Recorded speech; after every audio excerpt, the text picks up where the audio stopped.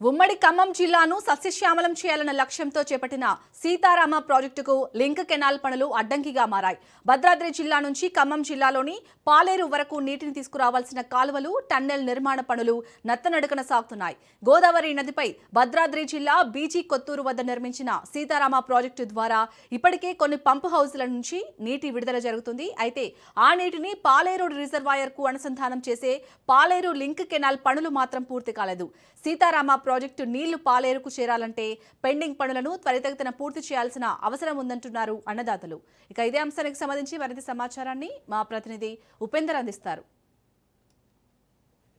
ఖమ్మం జిల్లాను సస్యశ్యామలం చేసేందుకు అటు ఏదైతే గత ప్రభుత్వం సీతారామ ప్రాజెక్టును ప్రతిష్టాత్మకంగా చేపట్టింది, ఈ నేపథ్యంలో పనులు కూడా కొంత వేగం జరిగినప్పటికీ అటు ప్రభుత్వం మారడంతో కూడా ఆ పనులు మొత్తం కొంత నత్తనడకన సాగుతున్న పరిస్థితి కనిపిస్తుంది. ఈ నేపథ్యంలో ఇటు ఏదైతే కాంగ్రెస్ ప్రభుత్వం ఏర్పడిన తర్వాత ఇటు ఏదైతే సీతారామ ప్రాజెక్టుపై కూడా ప్రత్యేకంగా దృష్టి సారించింది. ఇప్పటికే పనులు కూడా కొనసాగుతున్న నేపథ్యంలోనే గతంలో కురిసినటువంటి వర్షాలు కావచ్చు, అదేవిధంగా రాజకీయ నేపథ్యంలోనే ఇటు పనులు కూడా కొంత నత్తనడకన సాగుతున్నాయి. ఈ నేపథ్యంలోనే అటు ఏదైతే ఈ సీతారామ ప్రాజెక్టుకు సంబంధించినటువంటి 3 ట్రాకులుగా కూడా ఏర్పాటు చేశారు. ఇటు సత్తుపల్లి ట్రాక్ కావచ్చు, ఇటు పాలేరు ట్రాకు, ఇటు ప్రధాన ట్రాక్, ఈ 3 ట్రాకుల్లో కూడా ఈ పనులు అయితే కొనసాగుతున్నాయి. ఇటు ప్యాకేజీల వైజ్గా కూడా విభజించి అయితే ఈ పనులు అయితే కొనసాగుతున్నాయి. ఏదేమైనప్పటికీ ఇటు ఖమ్మం జిల్లా పాలేరు నియోజకవర్గంలో పాలేరు రిజర్వాయర్కు అనుసంధానంగా దాదాపుగా 9 కిలోమీటర్ల వరకు కూడా ఈ టన్నెల్ని అయితే ఏర్పాటు చేశారు. ఈ టన్నెల్ ద్వారా కూడా ఇటు పాలేరు జలాశయంలో దాదాపుగా 2 లక్షల పైచిలుకు ఎకరాలకు కూడా సాగునీరు అందించే లక్ష్యంతో కూడా ఈ కార్యక్రమం అయితే కొనసాగుతుంది. ఈ నేపథ్యంలోనే దాదాపుగా 350 కోట్ల రూపాయలతో కూడా ఈ టన్నెల్ నిర్మాణ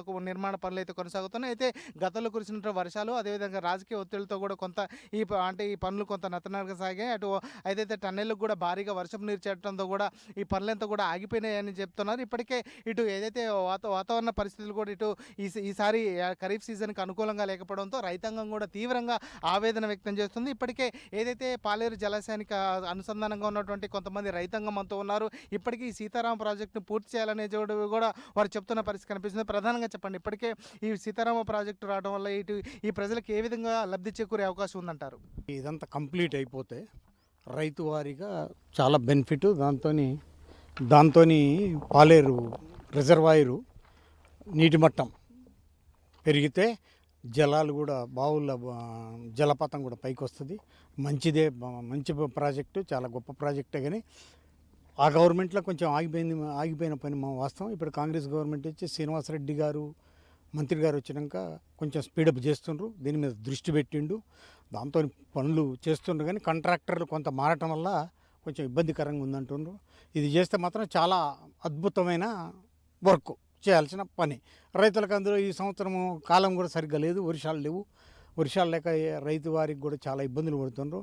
ఇది చాలా తొందరగా పూర్తి చేస్తే రైతులు కూడా ఆనందం వ్యక్తం చేస్తారు.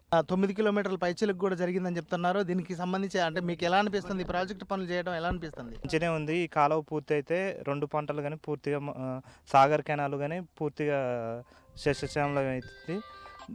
కాకపోతే పని అనేది స్పీడప్ జరిగితే మంచిదని కోరుకుంటున్నాను. అంటే దాదాపుగా 10 సంవత్సరాల నుంచి కూడా ఈ పనులు అయితే కొనసాగుతున్నాయి. దాదాపుగా ఈ పనులు కూడా కొంతగా స్పీడప్ చేయాలని చెప్తున్నారు. చెప్పండి, మీకు ఎలా అనిపిస్తుంది? సాగర్ ప్రాజెక్టు పూర్తయితే మీకు ఎలా అంటే లబ్ధి చేకూరే అవకాశం ఉందంటారు? పొంగిరెడ్డి గారు, శ్రీనివాసరెడ్డి గారు, మంత్రి గారు, పాలేరు ఎమ్మెల్యే ప్లస్ మంత్రి గారు వారి ఆధ్వర్యంలో స్పీడప్ జరుగుతుంది. తొందరగా పని అయితే 2 పంటలు రైతు వారికి 2 పంటలు పండుతాయి. ఇంకోటి ఏంటంటే బావులలో కూడా నీళ్లు పైకి వస్తాయి. ఈ పాలేరు నీళ్ళు ఆగటం వల్ల నీళ్ళు కూడా జలాలు పైకి కుప్పుతాయి. రైతు వారిగా మంచి జరుగుతుందని మేము కోరుకుంటున్నాం. అంటే ప్రధానంగా చూసుకుంటే ఖమ్మం జిల్లా వ్యాప్తంగా ఉన్నటువంటి ఏదైతే సీతారామ ప్రాజెక్టుకి సంబంధించినటువంటి పనులు మాత్రం పురోగతిని పూర్తి చేయాలి. అదేవిధంగా దీనికి సంబంధించి రైతులు కూడా చాలా ఇబ్బందులు పడుతున్న పరిస్థితి అయితే కనిపిస్తుంది. చెప్పండి, మీరు ఎలా అనిపిస్తుంది? టన్నెల్ వస్తే ఆ టన్నెల్ కంప్లీట్ కావడం, అదేవిధంగా ఈ ప్రాజెక్టులకు నీళ్ళు వస్తే మీకు ఎలా అనిపిస్తుంది? సీతారామ ప్రాజెక్టు 2020 నుండి స్టార్ట్ చేశారు. 2021 నుంచి స్టార్ట్ చేశారు. మందకోడిగా పని సాగుతుంది. పోయిన గవర్నమెంట్లుగా కూడా క్లియర్గా చకచక పనులు కాలేదు. ఒక 30% పనులు అయినాయి. మిగతా ఈలోపు ఎలక్షన్ వచ్చి బంద్ అయిపోయింది. ఈ మధ్య వరకు కూడా 2 సంవత్సరాల కాంచి దరిదాపుగా ఈ కొత్త గవర్నమెంట్ వచ్చినాక ఈ 2 సంవత్సరాలలో కూడా ఈ వాటర్ ఎలా తీసారు, కానీ వర్క్ చకచక పనులు నడవట్లేదు. మాకు రైతులకు నీళ్ళు అందే పరిస్థితి లేదు, తాగునీళ్ళకు లేదు, సాగునీళ్ళు లేదు. దీనివల్ల ఇది సీతారామ కనుక పూర్తి అయితే, పనులు పూర్తి అయితే మాత్రం మాకు రైతులకి సస్యశ్యామలంగా ఉన్న బావులు కానీ బోర్లు కానీ నీళ్లు అందుబాటులోకి మాకు ఉంటాయి.